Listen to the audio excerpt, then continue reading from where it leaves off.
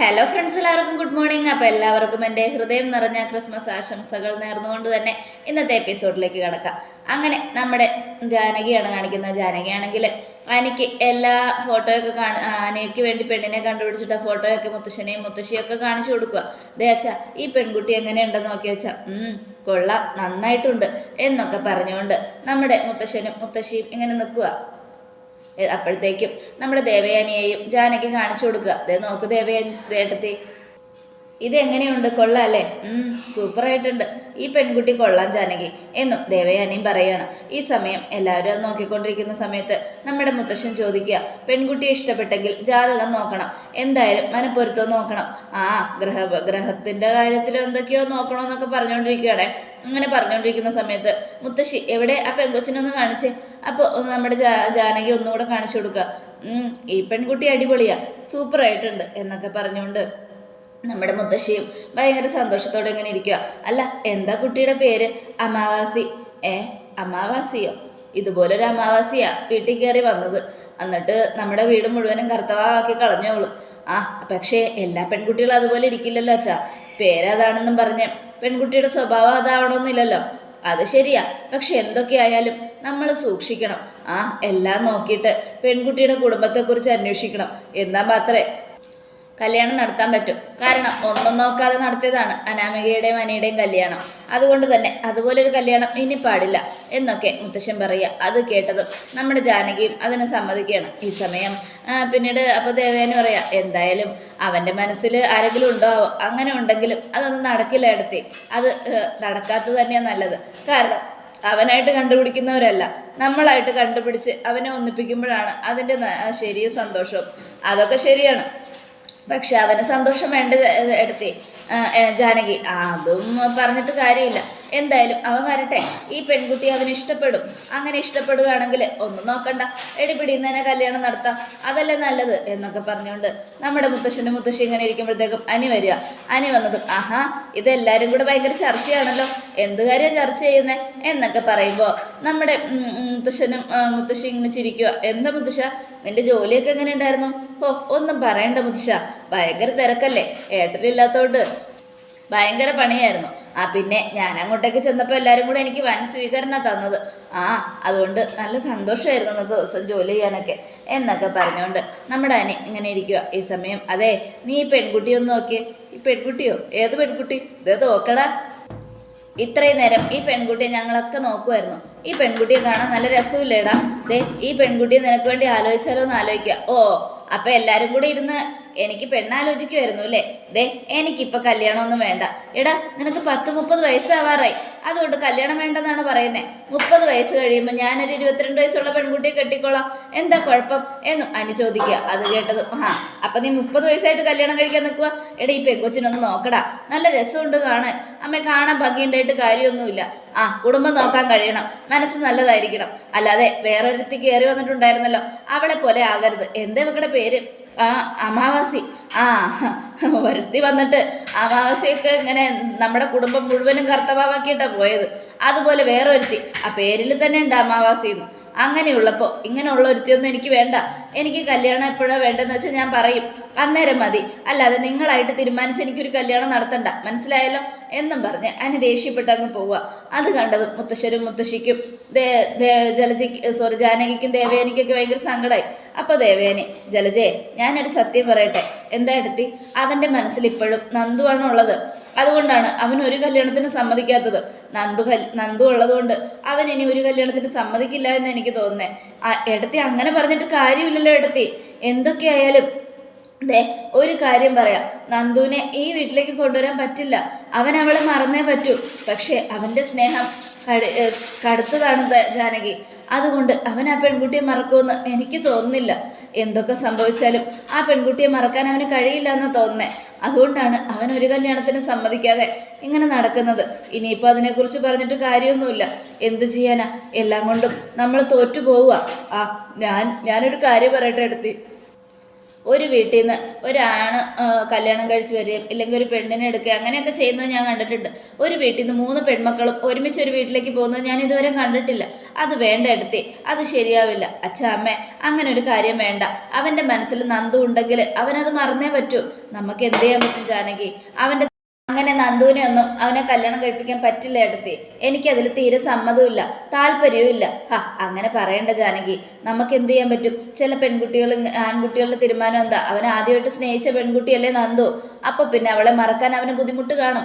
ശരിയാണ്, എന്തായാലും ഞാൻ സമ്മതിക്കില്ല. എനിക്കിതിൽ തീരെ താല്പര്യവും ഇല്ല. എന്തൊക്കെ പറഞ്ഞാലും ശരി, അവളെ ഇങ്ങോട്ട് കൊണ്ടുവരാൻ ഞാൻ സമ്മതിക്കില്ല. അല്ലെങ്കിലും നന്ദുവിൽ എന്ത് കുറവാണ് ജാനകി നീ കാണുന്നത്? അവള് മിടുക്കിയായ പെൺകുട്ടിയാ. പക്ഷെ എന്തൊക്കെ കുറവാണെങ്കിലും ഒരു കുറവുമില്ലെങ്കിലും അവളെ എനിക്ക് അങ്ങോട്ട് അത്രയ്ക്ക് ഇഷ്ടമല്ല. അത് മാത്രമല്ല, അവൾ ഈ വീട്ടിലേക്ക് കയറി വന്ന പിന്നെ ഞാൻ തോറ്റുപോയ അവസ്ഥയാണ്. അവനങ്ങനെ അവളെ സ്നേഹിക്കുന്നുണ്ടെങ്കിൽ അവളെ മറന്നേ പറ്റുമോ എടുത്തി? അതിൽ ഞാൻ ഉറച്ചു നിൽക്കുക. അത് കേട്ടതും നമ്മുടെ ദേവേനെ ജാനകി. പക്ഷെ അനിയുടെ മനസ്സിൽ നന്ദു ആണെങ്കിൽ അവൻ ഇങ്ങനെ കല്യാണം തള്ളി കളഞ്ഞുകൊണ്ടേയിരിക്കും. നയനെ ആദർശിപ്പ് അച്ഛനും അമ്മയാകാൻ പോവുക. അങ്ങനെയുള്ളപ്പോൾ നിന്റെ മോനും അങ്ങനെ ഒരു കുഞ്ഞ് ജനിക്കണമെന്നൊക്കെ നിനക്ക് ആഗ്രഹം ഉണ്ടാവില്ലേ? അതുകൊണ്ടാണ് ഞാൻ പറഞ്ഞത്. അവന് ഇഷ്ടമുള്ളത് ആരാണോ അവരെ ആയിട്ട് അങ്ങ് ഒന്നിപ്പിക്കുകയല്ലേ വേണ്ടത്. ഇല്ല, എനിക്കതിന് സാധിക്കില്ല എടുത്തി എന്നും പറഞ്ഞുകൊണ്ട് ജാനകി അങ്ങ് പോവുക. ഈ സമയം ഇനിയിപ്പോൾ എന്ത് ചോദിച്ചാ അവൻ്റെ മനസ്സ് നിറയെ നന്ദുവാ. ആ കല്യാണം നമ്മൾ നടത്തി കൊടുത്താൽ അവൻ ഏറ്റവും കൂടുതൽ സന്തോഷിക്കും. പക്ഷേ എന്തായാലും ജാനകി സമ്മതിക്കുന്നില്ല, കനകയും സമ്മതിക്കുന്നില്ല. അങ്ങനെ വരുമ്പോൾ കുട്ടികളുടെ കാര്യം കഷ്ടമാണ്. രണ്ടുപേരും പരസ്പരം അങ്ങോട്ടും ഇങ്ങോട്ടും സ്നേഹിക്കുന്നുണ്ട്. അതൊന്നും മനസ്സിലാക്കാതെ എല്ലാവരും കൂടെ ഇങ്ങനെ അവർ രണ്ടുപേരും അകറ്റാനുള്ള കാര്യങ്ങൾ നോക്കുക. നമുക്ക് എന്ത് ചെയ്യാൻ പറ്റും? ജാനകിയല്ലേ അവൻ്റെ അമ്മ, അവൾക്കല്ലേ അവൻ്റെ കാര്യത്തിൽ തീരുമാനം എടുക്കാൻ പറ്റുള്ളൂ. പക്ഷെ എനിക്കിപ്പോൾ നല്ല ഉത്തരവാദിത്വമൊക്കെ ഉള്ളതാച്ചാ. എനിക്ക് തൻ്റെ കാര്യങ്ങൾ തീരുമാനിക്കാനുള്ള പ്രാപ്തിയായി. വേണമെങ്കിൽ നന്ദുവായിട്ട് അവൻ ഓടിപ്പോകാം. നന്ദുവിനും അങ്ങനെ ചെയ്യാം. എന്നാൽ അവരങ്ങനെ ചെയ്യാത്തത് എന്തുകൊണ്ടാ? കുടുംബം എന്നും അവരോടൊപ്പം ഉണ്ടാവണമെന്ന് കരുതിയിട്ടല്ലേ? നമ്മളെയൊക്കെ വെറുപ്പിക്കരുതെന്ന് കരുതിയിട്ടല്ലേ?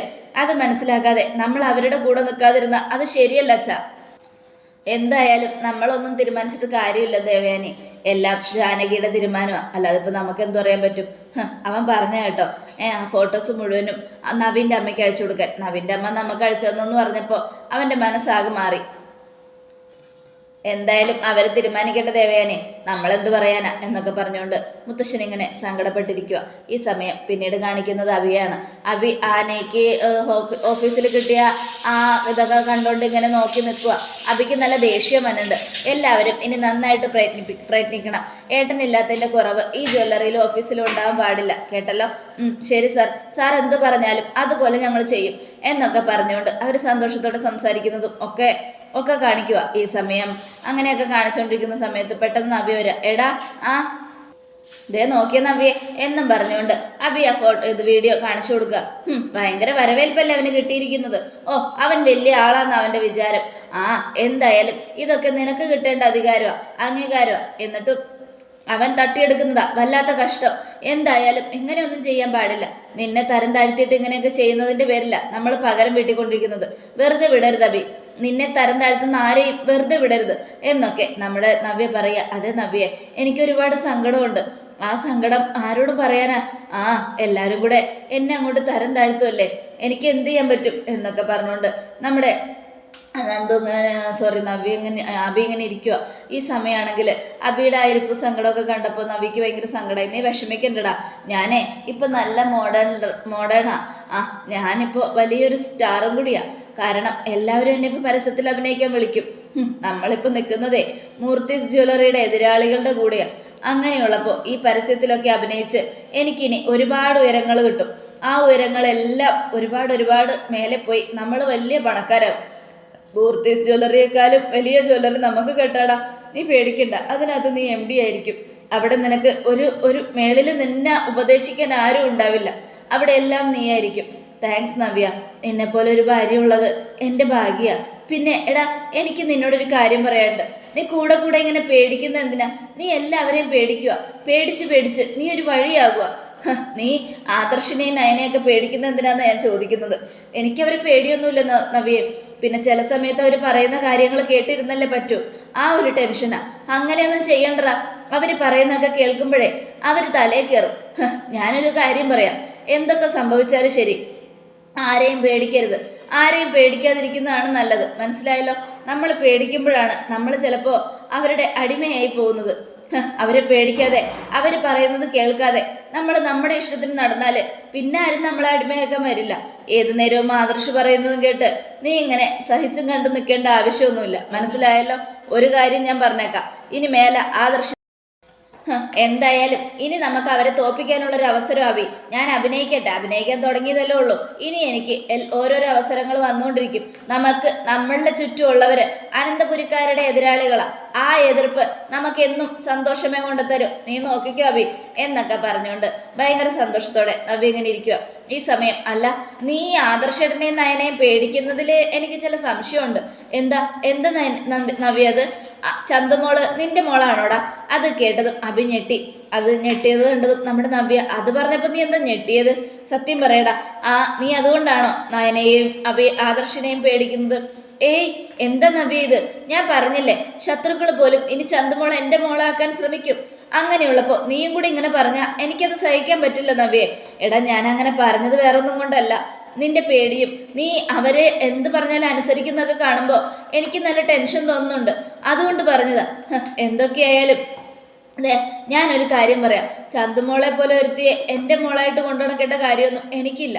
അങ്ങനെയുള്ളപ്പോൾ അവളെ എൻ്റെ മോളാകോ നവ്യേ? ശരി, അങ്ങനെയാണെങ്കിൽ എനിക്ക് കുഴപ്പമൊന്നുമില്ല. പക്ഷെ നിന്നെ തരം താഴ്ത്തുന്നവരോട് ഞാൻ നല്ല മറുപടി കൊടുക്കും. നിന്നെ താഴ്ത്തിയവരുടെ മുൻപിൽ ഞാൻ നിന്നെ ഉയർത്തുവിടാം എന്നൊക്കെ പറഞ്ഞുകൊണ്ട് നവ്യ ഇങ്ങനെ ഇരിക്കുക. ഈ സമയം അഭി ഭയങ്കര സന്തോഷത്തോടെ ആലോചിക്കുകയാണ്. ഇതേ സമയം പിന്നീട് കാണിക്കുന്ന നവീനെയാണ്. നവീനാണെങ്കിൽ ഒരു ബ്യൂട്ടി പാർലറിൽ ചെന്നിരിക്കുക. അതെ, ഞാൻ എൻ്റെ മുഖം നന്നായിട്ട് മിനുക്കണം, പിന്നെ ബ്യൂട്ടി പാർലറിൽ ഒന്ന് മേക്കപ്പ് ചെയ്തു എന്ന് അറിയരുത്. ശരി സാർ, എല്ലാം ചെയ്തുതരാം എന്ന് പറഞ്ഞുകൊണ്ട് അയാളിങ്ങനെ ചെയ്തു കൊടുക്കാൻ പോകുമ്പോൾ, അല്ല സാർ പെണ്ണ് കാണാനോ മറ്റോ പോവുകയാണോ? അത് കേട്ടതും അതെ, അതെങ്ങനെ മനസ്സിലായി? അല്ല, ഇതുവരെ സാർ ഇവിടെ മുടി വെട്ടാൻ വന്നിട്ട് മേക്കപ്പ് ഒന്നും ചെയ്യാൻ പറഞ്ഞിട്ടില്ല, അതുകൊണ്ട് ചോദിച്ചതാ. എന്നാലേ ഒരു ചെറിയ പെണ്ണ് കാണൽ ചടങ്ങുണ്ട്. അപ്പോഴത്തേക്കും നവീനൊരു കോള് വരിക. ഇവറ്റകൾക്കൊക്കെ വിളിക്കാൻ കണ്ട നേരം.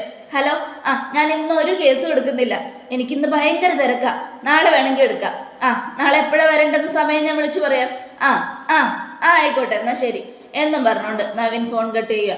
ഈ സമയം നവീന് നല്ല സുന്ദര കുട്ടപ്പനായിട്ട് ബ്യൂട്ടി പാർലറുകാരൻ നന്നായിട്ട് ഒരുക്കി. എന്നെ കാണുമ്പോൾ നന്ദു ഇങ്ങോട്ട് പറയണം എന്നെ ഇഷ്ടമാണെന്ന്, അതാണ് എൻ്റെ ശരി എന്നൊക്കെ പറഞ്ഞുകൊണ്ട് അവരിങ്ങനെ ഇരിക്കുക. അപ്പോഴത്തേക്കും നന്ദുവിനെ കാണിക്കുന്നത്. നന്ദു ആ ഹോട്ടലിലെത്തിയതും എൻ്റെ നന്ദു, അവളോട് എങ്ങനെയാണ് ഞാൻ തുറന്നു പറയുന്നത്? എനിക്ക് അവളെ ഇഷ്ടമാണെന്ന് അവൾ തന്നെ മനസ്സിലാക്കിയാൽ മതിയായിരുന്നു എന്നൊക്കെ ആലോചിച്ചുകൊണ്ട് നവീൻ ഇങ്ങനെ ചെല്ലും. ഹായ് നന്ദു. ഹായ് നവീനേട്ടാ. നന്ദു, അല്ല എന്തിന്ന് പ്രത്യേകിച്ചൊരു പാർട്ടി വയ്ക്കാന്നൊക്കെ പറഞ്ഞത്? അതെ നവീനേട്ടാ, നവീനേട്ടനെ കേസ് ബാധിച്ചില്ലേ, ആ അമ്മയുടെയും മോളുടെയും ആ കേസ് എന്ത് ഗംഭീരമായിട്ടാണ് നവീനേട്ടൻ ബാധിച്ചത്.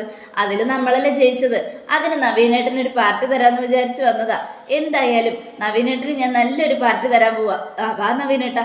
അല്ല, എന്നിട്ടെന്താ അനിയെ വിളിക്കാതിരുന്നേ? അവൻ ഭയങ്കര തിരക്കല്ലേ നവീനേട്ടാ. ആദർശേട്ടനില്ലാത്തത് കൊണ്ട് അവൻ പുറത്തേക്ക് പോലും വരാൻ പറ്റുന്നില്ല. പിന്നെ അവനെ ഞാൻ ഇടയ്ക്ക് വിളിച്ച് പാർട്ടി കൊടുക്കുന്നുണ്ട്. എന്തായാലും ഇപ്പം അവൻ വരില്ല, ഇപ്പം നവീനേട്ടന് തരാമെന്ന് വിചാരിച്ച് വിളിച്ചതാ. എന്നാൽ ശരി, വാ നവീനേട്ട, നമുക്ക് അകത്തേക്ക് ഇരിക്കുക എന്നും പറഞ്ഞുകൊണ്ട് രണ്ടുപേരും കൂടെ അകത്തേക്ക് പോയിരിക്കുക. ഈ സമയം അകത്ത് കയറിയിരുന്നതും നമ്മുടെ നന്ദുവിന് തന്നെ നോക്കുക. അപ്പോൾ നന്ദു ചോദിക്കും, നവീനേട്ടൻ എന്താ കഴിക്കുന്നേ? അപ്പോഴത്തേക്കും എനിക്ക് ഉച്ചയ്ക്ക് ഊണ് നിർബന്ധമാണ്. എന്നാൽ പിന്നെ നമുക്ക് ഊണ് കഴിക്കാം. നവീനേട്ടൻ മീൻ പ്രിയനാണെന്നറിയാം. മീനാണ് നവീനേട്ടൻ്റെ ഏറ്റവും പ്രിയപ്പെട്ട ഫുഡെന്ന് പറയാം. മീൻ കൊണ്ടുള്ള ഐറ്റംസുകളല്ലേ? അതെ.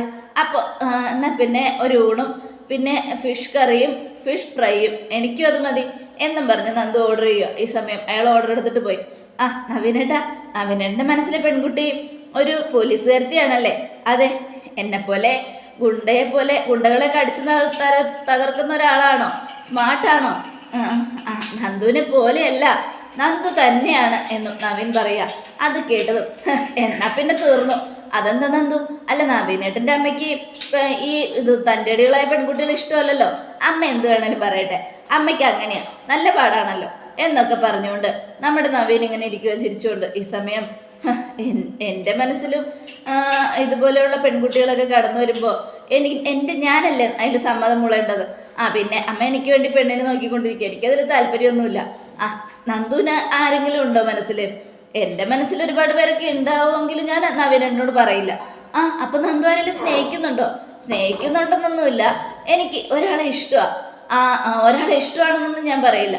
ഇതുവരെയും എൻ്റെ ഇഷ്ടത്തിനുള്ള ഒരാൾ എൻ്റെ മനസ്സിലേക്ക് കടന്നു വന്നിട്ടില്ല. പിന്നെ എൻ്റെ ഏറ്റവും നല്ല ബെസ്റ്റ് ഫ്രണ്ട് അനിയ. ഒരുപാട് ഫ്രണ്ടുകളിൽ അവനോട് ഞാൻ എല്ലാം തുറന്ന് പറയാറുണ്ട്. ഞങ്ങൾക്കറിയാത്തതായിട്ട് ഒന്നുമില്ല. എന്തായാലും നമുക്ക് നോക്കാം എന്നൊക്കെ പറയാം.